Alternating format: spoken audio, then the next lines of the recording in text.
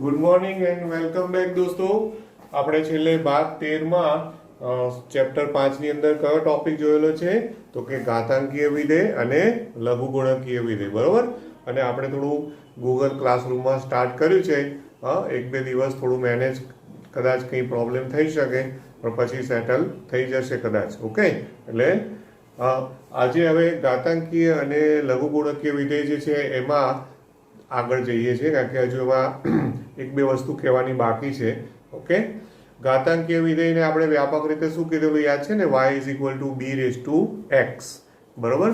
અને લઘુગુણકીય વિધેય હોય તો b એ આધાર છે, તો આ ટેક્સ્ટ બુક પ્રમાણે b ગ્રેટર દેન 1 યાદ છે ને.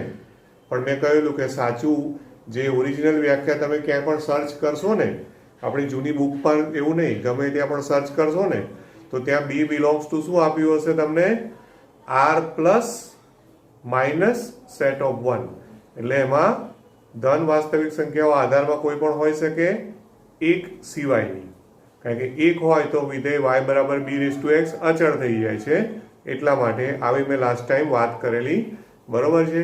અને એ જ રીતે એનું ઇન્વર્સ, એનું પ્રતિવિધેય અને એનું પ્રતિવિધેય એટલે લઘુગુણકીય વિધેય, બરોબર. ઓકે, અને એકબીજાના લઘુગુણક ઇન્વર્સ કેવી રીતે વ્યાખ્યાયિત થાય છે એ આપણે લાસ્ટ ટાઈમ જોયેલું.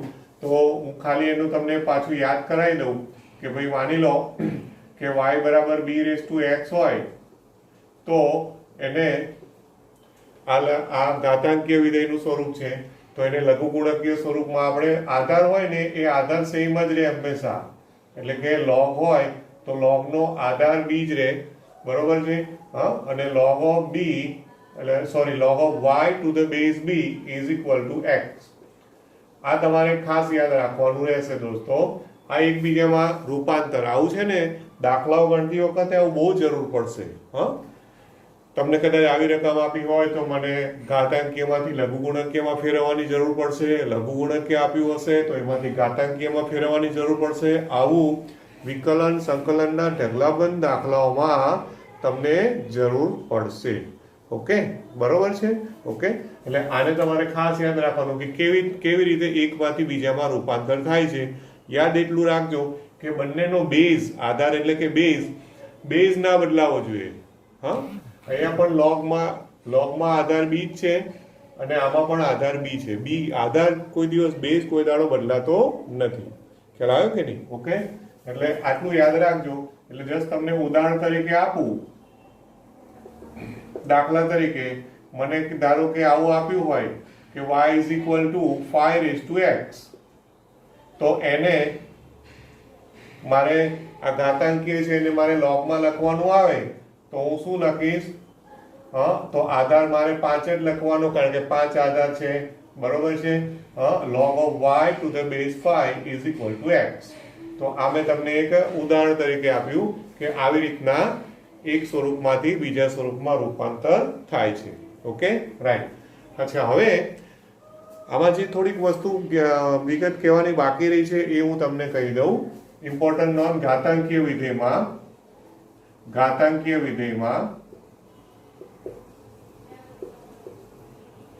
હવે ઘાતાંકીય વિધેય જે છે એમાં જો આધાર 10 હોય, આધારને આપણે સંકેતમાં b લીધો છે. ઓકે, તો b બરાબર 10 હોય ને તો ઓકે, મતલબ 10 આધાર વાળું કોઈ પણ ઘાતાંકીય વિધેય હોય તો એના માટે એ લોકોએ નામ આપેલું છે, એને સામાન્ય ઘાતાંકીય વિધેય કહે છે. એને શું કહે છે? તો તેને સામાન્ય ઘાતાંકીય વિધેય કહે છે. અને સામાન્ય એટલે શું? કોમન. એટલે ઇંગ્લિશમાં બોલવું હોય તો ઘાતાંકીયનું મેં તમને લાસ્ટ ટાઈમ આપેલું છે એક્સપોનેન્શિયલ ફંક્શન. તો કોમન એક્સપોનેન્શિયલ ફંક્શન સામાન્ય ઘાતાંકીય વિધેય ઓકે કહે છે, બરોબર છે. Okay, right.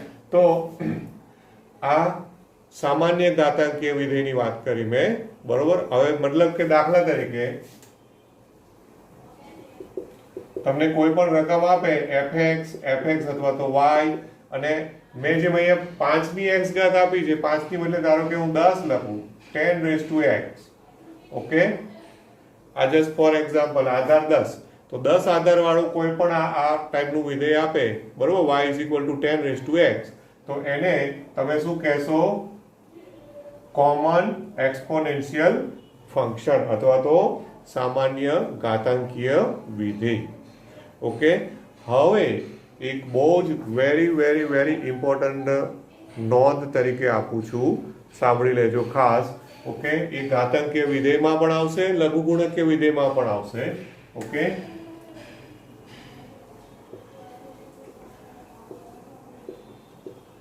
હવે એક ઇમ્પોર્ટન્ટ નોંધ છે, અને એ એવી છે કે આપણે શ્રેણી ચેપ્ટર તમે ભણ્યા છો.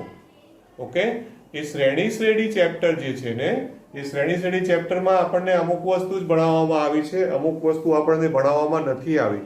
એ પણ તમને કહી દઉં પાછું દોસ્તો, કે આપણું જૂનું સેમેસ્ટર સિસ્ટમ પહેલાની ટેક્સ્ટ બુક ગુજરાત બોર્ડની તમે જોશો ને, તો એમાં શ્રેણીની અંદર અનંત શ્રેણી કરીને એક ટોપિક આવશે, ઇન્ફાઇનાઇટ સિક્વન્સ અને ઇન્ફાઇનાઇટ સિરીઝ, એટલે કે અનંત શ્રેણી અને અનંત શ્રેઢી. સાંભળજો, અનંત એટલે infinite sequence, infinite series. Okay, એ એક આખો ટોપિક જૂના 12મા ધોરણની આપણી ગુજરાત બોર્ડની સેમિસ્ટર સિસ્ટમના પણ પહેલાની બુકની વાત કરી રહ્યો છું, એમાં આ બધું હતું. ઓકે, રાઈટ, જે હું અત્યારે ઇમ્પોર્ટન્ટ નોંધમાં લખવા જઈ રહ્યો છું એ એમાં હતું. એ બધું હવે નીકળી ગયું છે, પણ એનો ખાલી એક ઉપર છેલ્લો ઉપયોગ છે, એટલે એમણે એ લોકોએ અહીંયા નોંધ તરીકે, એટલે કે થિયરીમાં આપ્યું છે. બહુ ડિટેલમાં સમજૂતીમાં હું પણ નહીં જાઉં, એમણે પણ નથી આપ્યું, પણ સાંભળી લેજો કે અને જોઈ લેજો શું લખીએ છીએ, કે એક અનંત સમગુણોત્તર શ્રેણી છે. ઓકે, અનંત, અને એકચ્યુઅલી સમગુણોત્તર નહીં, સોરી, અનંત શ્રેણી, સમગુણોત્તર નથી, કારણ કે સમાંતર સમગુણોત્તરની વાત નથી કરતો હું. એક અનંત શ્રેણી લઉં છું, અનંત શ્રેણી. હવે એ અનંત શ્રેણી છે ને, એ જોજો કઈ રીતની શ્રેણી આપી છે. પહેલું પદ 1, પછી પ્લસ, બીજું પદ છે એ 1/1 ફેક્ટોરિયલ. આ રીતની આખી શ્રેણી આપી છે. ટેક્સ્ટ બુક તમે ખુલ્લી રાખશો ને તો પેજ નંબર 140 જુઓ, પેજ નંબર 140. ઓકે, એમાં એક શ્રેણી આપેલી છે, રાઈટ. અરે એ લોકો એવું લખ્યું કે ધોરણ 11માં આપણે જોયું કે આવું લખ્યું છે, પણ એકચ્યુઅલમાં ધોરણ 11માં એ આવું કંઈ ખરેખર આપ્યું નથી. બરોબર છે, કદાચ ક્યાંક નોંધમાં આપ્યું, મારી ધ્યાન બહાર હોય તો મને ખબર નથી, બાકી આવું કંઈ 11મા ધોરણમાં છે નહીં. હવે 1 + 1/1 ફેક્ટોરિયલ + 1/2 ફેક્ટોરિયલ, આવી એક શ્રેણી એટલે શ્રેણી આપી છે. 1/2 ફેક્ટોરિયલ, પછી નેક્સ્ટ શું આવે? Okay, and so on. ખ્યાલ આવે છે? આ જે અનંત શ્રેણી છે ને, ખ્યાલ આવ્યો? હવે એનું મૂલ્ય જોજો, આનું મૂલ્ય હંમેશા 2 અને 3 ની વચ્ચે જ આવે છે દોસ્તો. 2 અને 3 ની વચ્ચે આવે છે. ઓકે, અને એ પણ અસમય સંખ્યા છે. એમણે ના લખ્યું હોય કદાચ તો હું લખી નાખું છું કે 2 ને 3 ની વચ્ચે મળતી અસમય સંખ્યા છે. ઓકે, 2 અને 3 ની વચ્ચે મળતી અસમય સંખ્યા છે. ઓકે, તો આ ખાસ ધ્યાનમાં રાખજો. અસમય મતલબ ઇરેશનલ. ઇરેશનલ જે રીતે પાઈ છે ને, પાઈ, તો પાઈ એટલે તમે 22/7 કહો છો અથવા 3.14 કહો છો, પણ એ 3.14 તો આશરે મૂલ્ય છે, રાઈટ. એવી રીતે આમાં પણ આશરે મૂલ્ય છે. 2 અને 3 ની વચ્ચે આવું જ લખ્યું છે, એને પરફેક્ટ લખ્યું નથી. 2 અને 3 ની વચ્ચેની કોઈ કિંમત છે, પણ એ અસમય સંખ્યા છે, જેને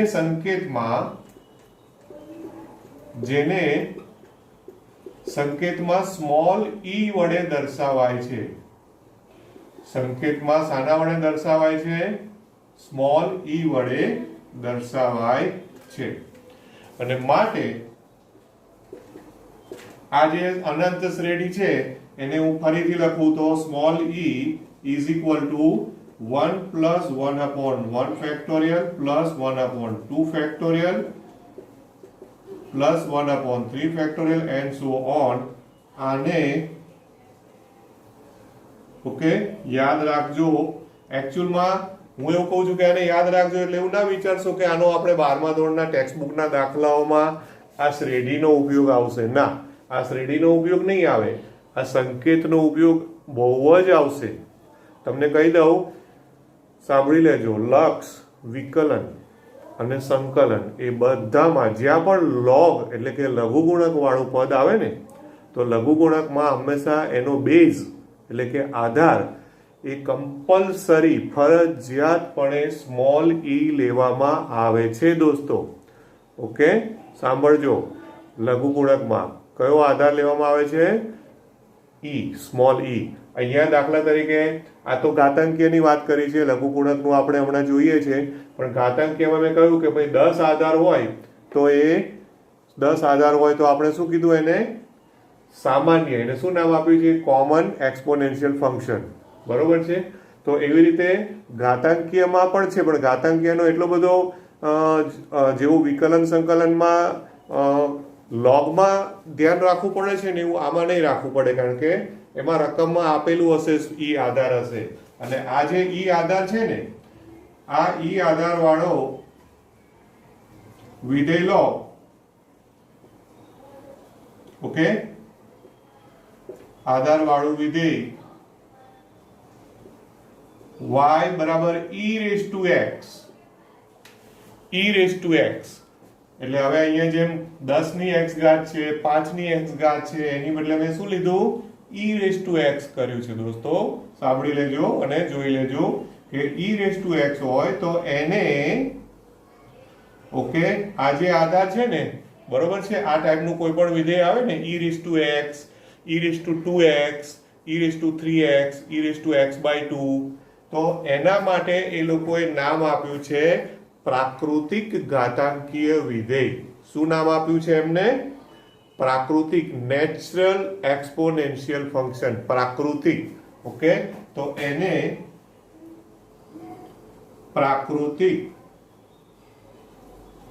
ઘાતાંકીય વિધેય ઓકે આને કહેવામાં આવે છે. ઓકે, આ ખાસ ધ્યાનમાં રાખજો દોસ્તો. આ જે છે ને y is equal to e raise to x. y બરાબર e રેઝ ટુ x એટલે અહીંયા જેમ 10 રેઝ ટુ x છે તો 10 રેઝ ટુ 3x પણ હોઈ શકે, 10 રેઝ ટુ x/2 પણ હોઈ શકે. પણ 10 આધાર હોય તો એને તમે જેમ કોમન એટલે કે સામાન્ય ઘાતાંકીય વિધેય કહો છો, એટલે ઈ આધાર હોય તો એને શું કહેવાનું? હંમેશા પ્રાકૃતિક ઘાતાંકીય વિધેય. પ્રાકૃતિક ઘાતાંકીય વિધેય અથવા તો ઇંગ્લિશમાં બોલો તો શું બોલશો? Natural exponential function. ક્લિયર થાય છે એટલું? Okay, right. અચ્છા, હવે કોઈને આમાં કન્ફ્યુઝન હોય તો આની છે ને સાબિતીમાં અત્યારે પડવા જેવું નથી. હા, જૂના ટેક્સ્ટબુકમાં એ લોકો આને પણ પ્રૂવ કરતા હતા, પણ એક વસ્તુ યાદ આપણે એમાં પડવું નથી. પણ મેં કહ્યું છે કે એનું મૂલ્ય ક્યાં છે? 2 અને 3 ની વચ્ચે છે. હા, જ્યાં 2 less than e less than 3 એટલે e નું મૂલ્ય ક્યાં છે? હંમેશા 2 અને 3 ની વચ્ચે છે. અને યાદ રાખવો હોય તો ખાલી યાદ રાખજો કે આશરે e બરાબર 2.71 લેવામાં આવે છે. કેટલું? 2.71. આમ તો પેલા જેવું જ છે, પાઈમાં 3.14 લો છો તો 3.14 એક્ઝેક્ટ નથી. તમને યાદ છે કે ભાઈ 3.14 પછી આગળ બધા આંકડાઓ ચાલ્યા કરે છે, રાઈટ? 1415 26 જે પણ હોય એ રીતે આમાં પણ 3471 8285. અને નોન રિકરિંગ એટલે શું ખબર છે? કે આંકડાઓનું પુનરાવર્તન એમ સેમ ટા સેમ પેલા એવું નહીં કે ભાઈ અમુક 2-4 આંકડા પછી એના સેમ આંકડા રિપીટ થાય, એવું નહીં. ગમે તે આવે, કંઈ ઠેકાણું નહીં, સેમ વસ્તુ પાઈમાં છે. અને એટલા માટે જે અસમય સંખ્યા છે, રાઈટ? અસમય સંખ્યા છે એની આ ખાસિયત છે કે એમાં જે દશાંશ પછીના પૂર્ણાંક આંકડાઓ હોય ને એમાં કોઈ ઠેકાણું ના હોય, મતલબ શું, એમાં કોઈ આમ પેલું પર્ટિક્યુલર પુનરાવર્તિત ના હોય, પુનરાવર્તિત રિપીટેશન ના હોય, ગમે તે આંકડો આવે, કયો આંકડો આવશે એનું કંઈ જ નક્કી નહીં. બરોબર છે, રાઈટ. પાઈમાં તો એક એક્સપેરિમેન્ટ એવો કરેલો છે એક સ્કૂલમાં, કર્ણાટકની એક સ્કૂલની વાત કરું છું, ઓકે, કે પાઈમાં 3.14 આગળ કેટલા આંકડા આવે એવું એ લોકો એક આખો એક પેલું શું કહેવાય હાર બનાવે ને એવું આખી સ્કૂલમાં, તો આખી સ્કૂલના બિલ્ડિંગમાં જેટલી ગેલેરી હતી, ગ્રાઉન્ડ હતું, ઝાડ હતા, બધામાંથી ગોળ ગોળ ફરતા ફરતા ફરતા જે આંકડા આવે ને બધા છોકરાઓ પોતાની રીતે ગણતરી કરી કરી અને મૂકતા ગયા. તો આખી સ્કૂલના તમામ ક્લાસ, હા બરોબર છે, એના બિલ્ડિંગના ગેલેરી આ તે બધે બધા આંકડાઓ છવાઈ ગયા, પણ ક્યાંય કોઈ રિપીટ થયું નહીં, કોઈ પુનરાવર્તન નહીં. હા, એ છે અસમય સંખ્યા. તો આમાં પણ એવું જ છે, પણ આશરે મૂલ્ય કેટલું લે છે? 2.71. Okay, right. ઈ બરાબર 2.71 અથવા ઘણીવાર 7182 આવું પણ લે છે, પણ યાદ રાખજો કે આ આશરે મૂલ્ય છે. ઓકે, એક અસમય સંખ્યા છે. ખ્યાલ આવ્યો ને? તો આ મેં ઘાતાંકીય વિધેયની વાત કરી. હવે એ જ રીતે લઘુગુણકીય વિધેયમાં એટલે કે લોગેરિધમમાં, ઓકે, લઘુગુણકીય વિધેય હોય તો એમાં પણ બે પ્રકારના દાખલાઓ આવશે. તો એમાં પહેલું તો કે ભાઈ 10 આધાર વાળો લોગ હોય, બરોબર, 10 આધાર વાળા વિધેય હોય, લઘુગુણકીય વિધેય હોય, તો એને શું નામ આપશો? લઘુગુણકીય વિધેય. એને તમારે લખવું હોય તો y અથવા તો fx, તો શું લખશું? log x to the base 10. આધારમાં શું લઈએ? 10, log x to the base 10. તો આને એ લોકો કોમન લોગેરિધમિક ફંક્શન કહે છે, સામાન્ય લઘુગુણકીય ફંક્શન. આને સામાન્ય લઘુગુણકીય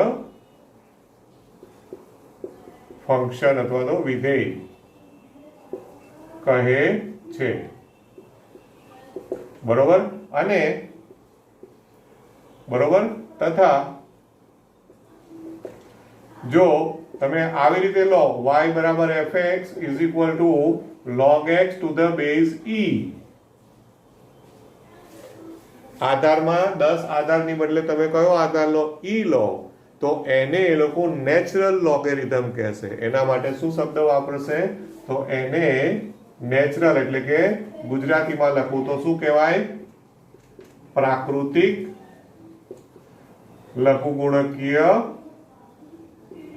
વિધેય, ઓકે, કહે છે.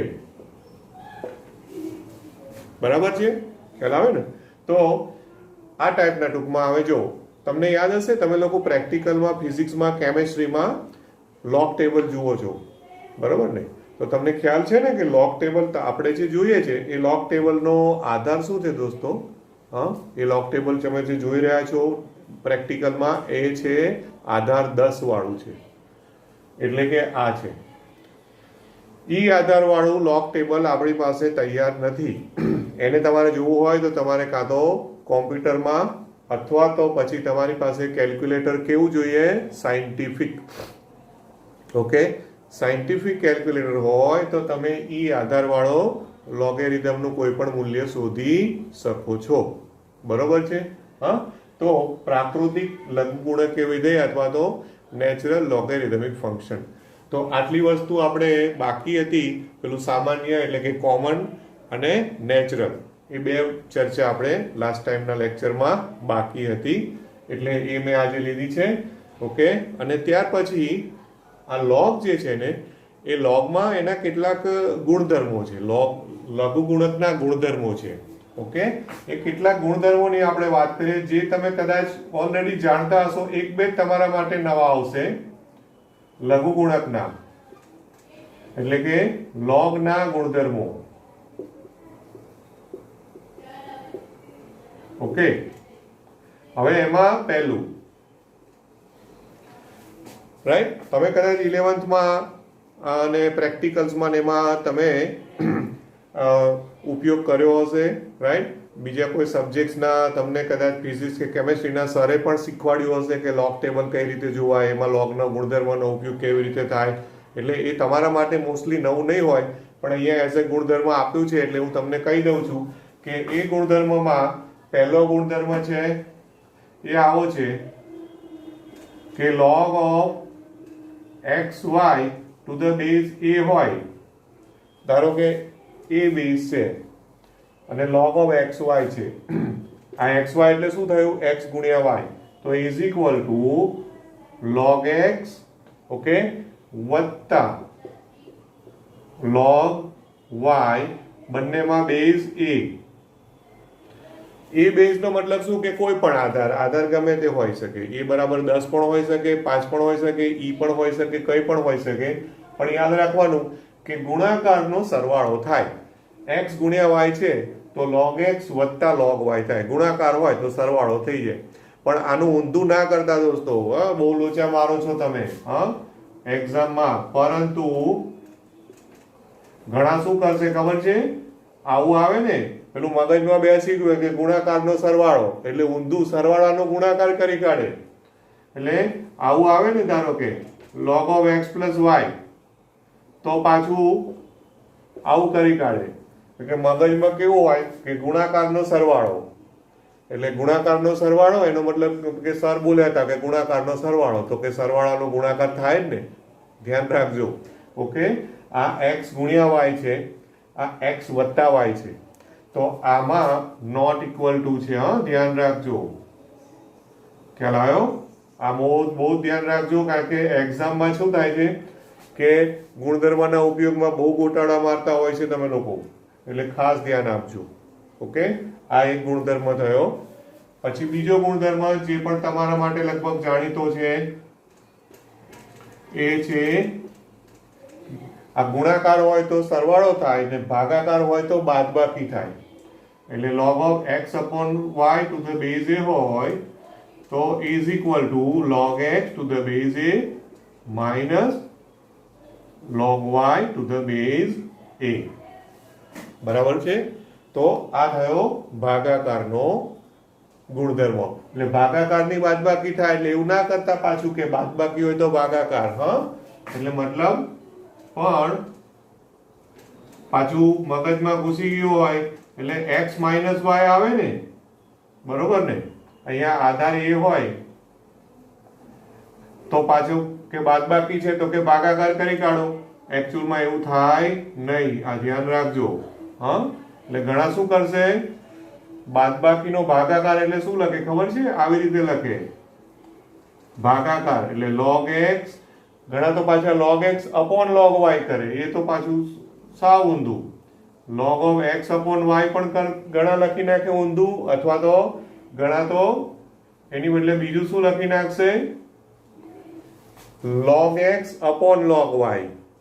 આવું કરનારા કેટલાય આટલા વર્ષોના અનુભવ પરથી હું તમને કહી રહ્યો છું કે આવી બધી ભૂલો તમે લોકો એક્ઝામમાં કરતા હો છો દોસ્તો. ધ્યાન રાખજો. ઓકે, બરોબર છે? રાઈટ. હવે આ બે ગુણધર્મો થયા. હજુ આપણે બીજા બે ગુણધર્મો જોઈએ છે. ચાલો હવે ગુણધર્મોમાં ત્રીજો ગુણધર્મ લઉં છું. ત્રીજો ગુણધર્મ. ઓકે, હવે ત્રીજો ગુણધર્મ છે એમાં એવું છે કે માની લો કે આ રીતના આપ્યું હોય log of x ની y ઘાત, એટલે ઘાતમાં આપ્યું હોય અને બેઝ a હોય તો ઘાત હોય ને એ આગળ સહગુણક બની જાય. મતલબ કે is equal to y log x. Okay, is equal to y log x. એટલે જે ઘાત હોય ને એ ઘાત આગળ લઈ લેવાની, એ સહગુણક તરીકે આવી જાય. આ ત્રીજો ગુણધર્મ છે. ઓકે, ત્યાર પછી એક ચોથો ગુણધર્મ છે, એ એકચ્યુઅલમાં આપ્યો નથી, આમ તો આના ઉપરથી બનતો હોય છે એટલા માટે, પણ મેં તમને યાદ રાખવા માટે આપું છું કે જો આ રીતનું આવે ને કોઈ પણ યાદ રાખજો a રેઝ ટુ, ખાસ જોજો આ બહુ ઇમ્પોર્ટન્ટ છે, a raise to log x to the base a, તો એના બરાબર x થાય. આ IMP છે. a raise to log x to the base a is equal to x. એટલે શું યાદ રાખશો, અહીંયા બંને આધાર સરખા હોય છે. ઘાતાંકીયનો આધાર a, લઘુગુણકનો પણ આધાર a, બંને આધાર સરખા હોય ને તો એ બંને નીકળી જાય અને આન્સર શું આવે, જવાબ શું આવે, માત્ર x આવે. એકચ્યુઅલમાં એ લોકોએ ટેક્સ્ટ બુકમાં જો એ ના આપ્યું હોય તો એનો ઉપયોગ તો વિકલન સંકલનમાં બહુ જ થાય છે, ઇવન લક્ષમાં પણ થશે. હા, એટલે આ ઢગલાબંધ ઉપયોગ છે એટલા માટે ખાસ યાદ રાખજો. દાખલા તરીકે માની લો કે આવું આવે કે ભાઈ 2 raise to log x to the base 2, તો આનો આન્સર x જ લખી દેવાનો. ઓકે, કંઈ પણ દાખલા તરીકે 3 raise to, okay 3 raise to, અહીંયા આવું આવે, ધ્યાન આપજો, log of x cube to the base 3, તો અહીંયા x ક્યુબ છે ને તો x ક્યુબ લખી દેવાના. અહીંયા બંને સરખા હોય, 3 3 2 2, લોગનો આધાર અને ઘાતાંકનો આધાર સરખા હોય ને એટલે હંમેશા આ રીતે ઉપયોગ કરી દેવાનો. ક્લિયર? ઓકે, તો આટલું ધ્યાનમાં રાખજો. આ એક ગુણધર્મ એક વધારાનો આપું છું. અને હવે મોસ્ટ IMP 5 નંબરનો, ઓકે, આ જે લખું છું એ મોસ્ટ IMP છે અને એ છે આધાર પરિવર્તનનો નિયમ. આધાર પરિવર્તનનો નિયમ, ચેન્જ ઓફ બેઝ રૂલ. ઇંગ્લિશમાં શું કહીશું? Change of base rule. આધાર પરિવર્તનનો નિયમ. હવે એનો ઉપયોગ શું આવે અને કેવી રીતે આવે, તો કે ભાઈ દાખલા તરીકે પહેલા સૂત્ર આપું. એનું સૂત્ર આવું છે, માની લો કે અહીંયા મને આપ્યું છે log of x to the base a. એટલે અત્યારે મને અહીંયા કયો આધાર આપ્યો છે? a આધાર આપ્યો છે. પણ સપોઝ મને દાખલામાં એવી જરૂર પડે કે મારે આધાર a નથી જોઈતો, મારે આધાર a ની બદલે b જોઈએ છે. ઓકે, બસ ફોર એક્ઝામ્પલ મને રકમમાં આધાર આપ્યો છે 10, પણ મારે 10 ની બદલે આધાર e બનાવવો છે, સ્મોલ e. આવું બધું બહુ આવશે. એટલે 10 નો e બનાવવો હોય તો મારે શું કરવું પડે? આધાર પરિવર્તનના નિયમનું આ સૂત્ર વાપરવું પડશે. હવે અહીંયા આધાર a છે, a નો b બનાવવો હોય તો એની મેથડ આવી છે, ધ્યાન રાખજો, is equal two log of x અને આધાર a છે ને એની બદલે b આધાર બનાવ્યો, upon log of a two the base b. આ ધ્યાન રાખજો, આ સૂત્ર છે. હા, આ જે છે ને એનું સૂત્ર છે, આ તમારે યાદ રાખવાનું છે કમ્પલસરી. ઓકે, હા, આ એનું સૂત્ર છે. log of x to the base a is equal to log of x to the base b upon log of a to the base b. દાખલા તરીકે માની લો કે મને આપ્યું છે log of x to the base 10, બરોબર, પણ મારે 10 બેઝ ની બદલે e બેઝ બનાવવો છે, તો મારે શું કરવું પડે? તો કે ભાઈ log of x to the base e upon log of 10 to the base e. તો જો ડાબી બાજુ કયો આધાર છે? 10. જમણી બાજુ કયો આધાર છે? e. એટલે મેં આપણે શું કર્યું? આધારનું પરિવર્તન, એટલે આધાર પરિવર્તનનો નિયમ. તો આવી રીતના તમારે આધાર પરિવર્તનના નિયમનો ઉપયોગ પણ બહુ જ કરવાનો આવશે દોસ્તો. Okay, right. તો હવે જો હવે ઘાતાંકીય અને લઘુગુણકીય અને થિયરીનું બધું આપણી ચર્ચા પૂરી થઈ છે. હા, ત્યાર પછી સ્વાધ્યાય આપ્યું છે 5.4. હવે તમને કહું કે સ્વાધ્યાય 5.4 છે ને, એમાં હકીકતમાં જુઓ ને તો કોઈ એવો વેરાયટી મતલબ દાખલા નથી, બધા એ સિમ્પલ એકદમ. પણ ખાલી એમાં ફરક એટલો છે અગાઉના સ્વાધ્યાયમાં અને આ સ્વાધ્યાયમાં કે આની અંદર જે રકમ આપી છે ને એમાં લઘુગુણક અને ઘાતાંકીય વિધેયો વાળી રકમો આપી છે, ધેટ્સ ઓલ.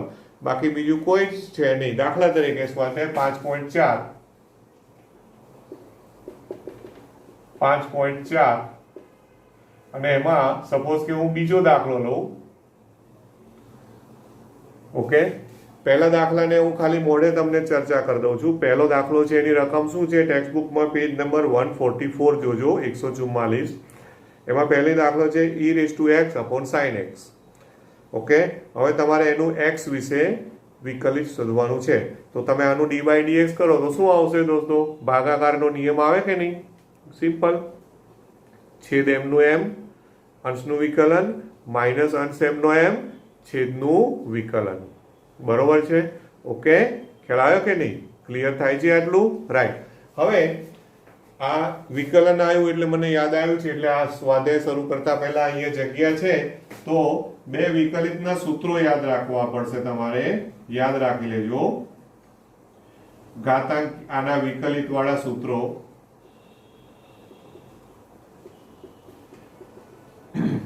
હવે એમાં પહેલું d/dx of a⁻x હોય તો એનો આન્સર આવે છે a⁻x ગુણ્યા log a. ઓકે, અને આધાર e. હવે બીજી એક વસ્તુ પણ યાદ રાખજો દોસ્તો કે આમાં વિકલન, સંકલન અને લક્ષ એમાં તમે જો આધાર ના લખો ને, કદાચ હું આધાર લખવાનો ભૂલી ગયો, માની લો કે મેં અહીંયા આધાર નહીં લખ્યો, તો એને બાય ડિફોલ્ટ ઈ ગણવામાં આવશે. બાય ડિફોલ્ટ એને શું ગણવામાં આવશે? ઈ. એટલે જો આધાર ઈ હોય એવી રકમ મને ટેક્સ્ટ બુકમાં પણ આપી હશે ને. ટેક્સ્ટ બુકમાં તમે જુઓ 5મો દાખલો જુઓ. હા, 5.4 નો 5મો દાખલો, એમાં લોગમાં આધાર જ નહીં આપ્યો. તો લોગમાં આધાર ના આપે તો શું સમજવાનો? આધાર ઈ છે. હા, એટલે અહીંયા મેં આધાર નથી લખ્યો તો કયો આધાર સમજો? ઈ આધાર છે. ઈ સિવાયનો આધાર હોય તો બતાવવો પડે, 10 કે 2 કે 5 કોઈ પણ આધાર હોય તો. ઓકે, ખ્યાલ આવ્યો ને? રાઈટ. અચ્છા, અને આના જ ઉપરથી જો હું d/dx of e⁻x કરું, d/dx of e⁻x કરું, હા, તો શું થશે answer? e⁻x into log e to the base e. કારણ કે અહીંયા e છે, બેઝ મેં લખ્યો નથી. ખરેખર અહીંયા કયો બેઝ છે? e છે, પણ આપણે લખ્યો નથી. બરોબર છે? તો log e to the base e આવે, રાઈટ? તો હવે એવું તો લોગમાં ભણ્યા છો ને તમે, મેં ઉપર ગુણધર્મોમાં કંઈ આપ્યું નથી, પણ તમને ખ્યાલ હોવો જોઈએ કે log a to the base a 1 થાય, log e to the base e હોય તો 1 થાય. એટલે આનો આન્સર આધાર e હોય તો આનો આન્સર 1 થઈ જશે. log e to the base e 1 એટલે ગુણ્યા 1, એટલે કે e⁻x નું વિકલન e⁻x જ થાય છે. હા, ખ્યાલ આવે છે? ઓકે, એટલે આ એક log નું સૂત્ર છે, આ એટલે કે ઘાતાંકીયનું. અને હજુ આ સ્વાધ્યાય શરૂ કરતા પહેલા પેલું બી આપી જ દઉં. હા, એટલે એની પણ જરૂર પડશે. બીજું સૂત્ર. ઓકે, અને બીજું સૂત્ર છે એ છે d/dx of log x. તો એનો આન્સર આવશે 1/x. આમાં x belongs to r plus, એ તો ફરજિયાત હો. અહીંયા r પ્લસ એવું લખવું પડે કારણ કે r પ્લસ x છે એ log સાથે જોડાયેલું. તો આપણને ખબર છે લઘુગુણક કોઈ દાડો 0 કે માઇનસ નું મળે નહીં, એટલે x belongs to r plus તો હોવું જ જોઈએ. ઓકે, તો log x નું વિકલન શું છે? 1/x છે. અને આ બહુ જ અગત્યનું છે. e⁻x નું વિકલન e⁻x પોતે જ, અને a⁻x નું વિકલન તો કે a⁻x. ચલો, ઓકે દોસ્તો, આપણે મારે થોડું બેટરી ડિસ્ચાર્જ થવાના કારણે આટલું રેકોર્ડિંગ બરાબર થયું નહોતું પ્રોપર. ઓકે, એકચ્યુઅલી કટ થઈ ગયો હતો. એટલે આપણે લખેલું છે એ હું આ ફરી એક વખત આપણે ડિસ્કશનમાં લઈ લઉં છું. હા, અહીંયા છેલ્લે આપણે હતા જ્યારે કે ભાઈ આ બે નવા સૂત્રો છે e રેઝ ટુ x નું e raise to x into log a, આધાર ના લખો તો આધાર e ગણાય અને e રેઝ ટુ x નું વિકલન e રેઝ ટુ x જ થાય છે કારણ કે log e to the base e નો આન્સર 1 થાય. આટલું આપણે છેલ્લે જોયેલું. ઓકે, અને બીજું સૂત્ર છે d by dx of log x equal to 1 upon x. આપણે ઓલરેડી હમણાં જ જોયું છે. હવે સ્વાધ્યાય 5.4 છે. ઓકે, એમાંથી મેં અમુક દાખલાઓ લીધા છે, હું ફટાફટ ફરીવાર ડિસ્કશનમાં લઈ લઉં છું. બીજો દાખલો છે y બરાબર e raise to sin inverse x. Okay, right. હવે તમને એક વસ્તુ યાદ કરાવું કે આપણે દોસ્તો આ રીતનો હોય કોઈ પણ દાખલા તરીકે ધ્યાન આપજો, sin સ્ક્વેર x, પછી હું ભૂસી કાઢીશ. અત્યારે હું સમજાવવા માટે લખું છું, પછી એને હું ભૂસી કાઢીશ. આ ટાઈપના વિકલનના દાખલાઓ આપણે અગાઉ આવી ગયા. ત્યારે હું તમને આ ટાઈપના દાખલા આવે ત્યારે હું તમને રિપીટેડલી એવું કહેતો હતો, યાદ હોય તો, કે જ્યારે પણ ઘાત આવે ને તો પહેલું ઘાતનું વિકલન કરવાનું, પછી આધારનું વિકલન કરવાનું. સતત હું આવું બોલતો હતો, યાદ છે કે પહેલા ઘાતનું વિકલન કરવાનું એટલે આનું થાય 2 sin x અને પછી આધારનું એટલે sin x નું cos x. હવે આ આખી પ્રક્રિયા બદલાઈ જશે. શેના માટે બદલાઈ જશે? ઘાતાંકીય વિધેયમાં જેમ કે આ e raise to sin inverse x છે તો એમાં ઘાતમાં sin ઇનવર્સ x છે, તો આમાં એવું કરવાનું દોસ્તો કે પહેલા આધારનું સૂત્ર વાપરવાનું. એટલે પહેલા e raise to sin inverse x, એને y નામ આપ્યું છે. જરૂરી નથી કે y બરાબર લઈને સ્ટાર્ટ કરો. રકમમાં તમે જોશો તો રકમમાં એને y બરાબર નથી લખ્યું, મેં y લખ્યું છે. તમે ડાયરેક્ટ એને d by dx of e raised to sin inverse x start કરી શકો, નો પ્રોબ્લેમ.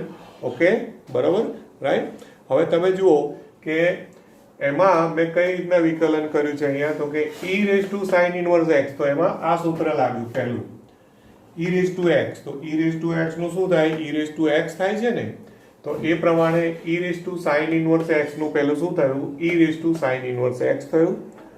એટલે કે આમાં પહેલું e raised to x નું સૂત્ર આવ્યું એટલે આધાર વાળું સૂત્ર આવ્યું. પછી ઘાતનું વિકલન, ઘાતમાં શું છે? sin inverse x ઘાત છે, તો ઘાતનું વિકલન પછી થાય છે d by dx of sin inverse x. એટલે આ એક મૂળભૂત તફાવત છે અગાઉના સાંકળ નિયમના દાખલાઓ અને ઘાતાંકીય વિધેયના સાંકળ નિયમના દાખલાઓમાં, કે ઘાતાંકીય વિધેયમાં પહેલા આધારનું વિકલન પછી ઘાતાંકનું વિકલન થાય છે. આની પહેલાના દાખલાઓ જે હતા આ ટાઈપના, એમાં પહેલા આપણે ઘાતનું વિકલન કરતા હતા પછી આધારનું વિકલન કરતા હતા. એટલે પાછું તમે મને એ યાદ કરાવીને તમે એવું ના વિચારતા કે સર તમે તો પહેલા આવું બોલતા હતા અને આમાં આવું કેમ કર્યું. તો એ વિધેય આ sin સ્ક્વેર x એ ઘાતાંકીય વિધેય નથી. sin સ્ક્વેર x એટલે sin x ની 2 ઘાત એ ઘાતાંકીય વિધેય નથી દોસ્તો, ખ્યાલ આવે ને. આ e raised to sin inverse x એ ઘાતાંકીય વિધેય છે. ઓકે, એટલે હવે અહીંથી હું આ ભૂસી કાઢું છું, બરોબર. એટલે પછી sin inverse x નું વિકલન કર્યું તો sin inverse x નું શું થાય? 1 upon √1 minus x square, બરોબર. ઓકે, એટલે આ એનો આન્સર. બહુ તો શું કરો? આના છેદમાં લખી કાઢો, 1 upon છે તો આના છેદમાં એટલે આન્સર. ત્યાર પછી મેં ગણેલો ત્રીજો દાખલો e raised to x cube, તો એમાં પણ e raised to x cube માં પહેલા e નું એટલે e વાળું સૂત્ર આવ્યું એટલે e raised to x નું e raised to x, તો e raised to x cube નું શું થાય છે? e raised to x cube as it is, અને ગુણ્યા d by dx of x cube, એટલે પછી ઘાતનું વિકલન. આમાં ઘાતમાં x cube છે એટલે ઘાતનું વિકલન પછી થાય છે. એટલે e raised to x cube અને પછી x cube નું વિકલન 3x square. આ એનો જવાબ પતી ગયું, બરોબર છે. પછી મેં પાંચમો દાખલો ગણ્યો છે. પાંચમો દાખલો છે એની રકમ છે log of cos of e raised to x, એવું કહેવાય, log of cos of e raised to x. Okay, right. એનું તમારે d by dx કરવાનું છે. આને પણ તમે બધા દાખલાને y ઇક્વલ ટુ કરીને લખી શકો. જો y ઇક્વલ ટુ કરો તો dy by dx લખવાનું ભૂલવાનું નહીં, અને નહીં તો ડાયરેક્ટ d by dx કરી શકો. એટલે મેં બંને રીતે લખીને આપ્યું છે, તમારે જે રીતે પણ લખવું હોય એ રીતે લખી શકો. ઓકે, બરોબર. તો d by dx of log of cos of e raised to x, તો આમાં ત્રણ વિધેયનું સંયોજન છે. કેટલા? 3. તો 3 વિધેયમાં પહેલું કયું છે log, એટલે પહેલા log નું વિકલન થાય તો અત્યારે કૌંસ એઝ ઇટ ઇઝ રહે. તો log નું શું છે? log x નું 1/x છે. તો log ઓફ બ્રેકેટ તો 1 બ્રેકેટ, એટલે જે પણ બ્રેકેટ છે બ્રેકેટ લખી કાઢ્યો, ગુણ્યા, બરોબર છે. હવે બ્રેકેટનું વિકલન એટલે કે કૌંસનું વિકલન અમે અહીંયા ડાયરેક્ટ લખ્યું છે. તો કૌંસનું વિકલન એટલે કોસનું જ કરવાનું ખાલી, એટલે કોસનું શું થાય? માઇનસ સાઇન, એટલે માઇનસ સાઇન e⁻x, એટલે કોસનું વિકલન પત્યું. ફરી પાછું ગુણ્યા, હવે e⁻x નું વિકલન તો e⁻x નું e⁻x, એટલે આમ તો આ આપણો આવી ગયો આન્સર. હવે ખાલી એને વ્યવસ્થિત લખવાનું છે. તો પહેલા માઇનસની નિશાની લખી, પછી સાઇન આ e⁻x લખ્યા, પછી sign e⁻x upon cos e⁻x, તો સાઇન અપોન કોસ તો પાછું tan થયું, એટલે ફાઇનલ જવાબ કેટલો આવ્યો? માઇનસ e⁻x tan e⁻x એનો આન્સર આવ્યો. બરોબર છે, રાઈટ. હવે પછી મેં 7મો દાખલો ગણ્યો છે. 7મા દાખલામાં છે વર્ગમૂળની અંદર e⁻x છે, એટલે કે d/dx ઓફ √e⁻x. ઓકે, તો આમાં તમારે યાદ કરવાનું કે પહેલા 12નું વિકલન એટલે રૂટ, એટલે કે વર્ગમૂળ. તો રૂટનું સૂત્ર તમારી પાસે છે, યાદ છે ને? સૂત્ર નથી પણ પરિણામ તરીકે યાદ રાખ્યું છે કે ભાઈ √x હોય તો √x નું વિકલન થાય છે 1/2 √x. √x નું વિકલન શું થાય છે? 1/2 √x. તો આને આ √x છે એવું ગણો મનમાં, √x, તો એનું મેં લખ્યું 1/2 √x.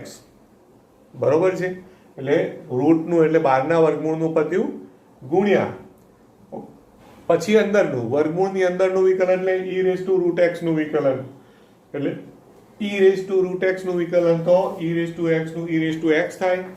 તો એ પ્રમાણે e⁻x નું વિકલન શું થયું? e⁻x થયું. એટલે હજુ પણ પાછું અહીંયા √x આવ્યું, એટલે પાછું √x નું વિકલન થયું ત્રીજી વાર, એટલે 1/2 √x. આ થયું તમારું ફાઇનલ સાદું રૂપ. એટલે પહેલા 12નું વર્ગમૂળનું વિકલન, પછી વર્ગમૂળની અંદરનાનું વિકલન, અને પછી છેલ્લે ઘાતનું વિકલન √x નું છેલ્લે. એટલે આમ તો આન્સર આવી ગયો, પણ પછી એને આપણે થોડું વ્યવસ્થિત લખ્યું તો 2 દુ 4, પછી e⁻x અંશમાં અને છેદમાં આ √x છે અને વર્ગમૂળમાં e⁻x. આમ તો આ જવાબ લખ્યો ને, હજી આનું એક સ્ટેપ આગળ સાદુરૂપ થઈ શકે. શું થઈ શકે ખબર છે?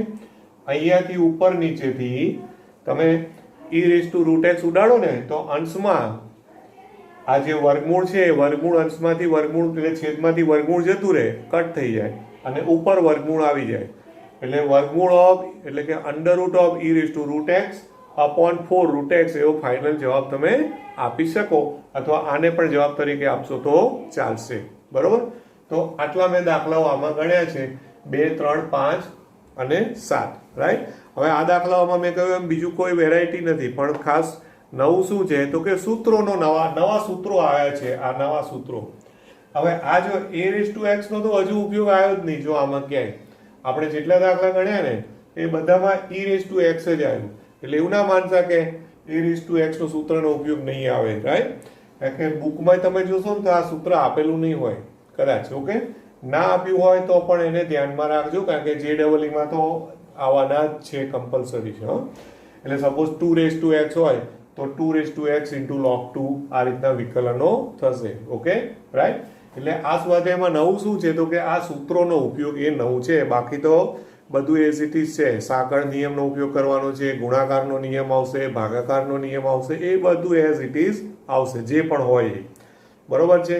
જેમ કે પહેલો દાખલો છે તો એમાં ભાગાકારનો કાર્ય નિયમ છે, છેદ ગુણ્યા અંશનું વિકલન માઇનસ અંશ ગુણ્યા છેદનું વિકલન અપોન છેદનો સ્ક્વેર, એ રીતે. 9મો દાખલો છે એમાં પણ ભાગાકાર છે, એટલે પેજ નંબર 144 પરનું સ્વાધ્યાય જોશો તો લગભગ એસાઇનમેન્ટમાં તમને વાંધો આવશે નહીં.